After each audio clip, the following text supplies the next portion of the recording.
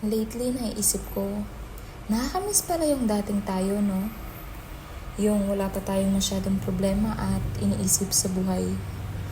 Yung problema lang natin ay kung paano tayo makaligo sa ulan ng hindi napapagalitan at paano natin dadayain yung pagtulog sa tanghali.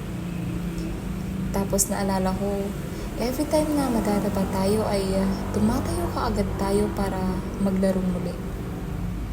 Pero ngayon, parang gusto na lang natin huminto saglit, matulog, magpahinga at baka sakaling pagising natin ay maging okay na yung lahat.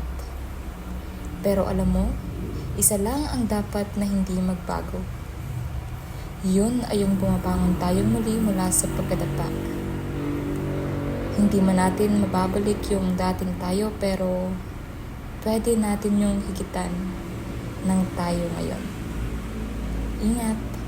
Love, Manang Che.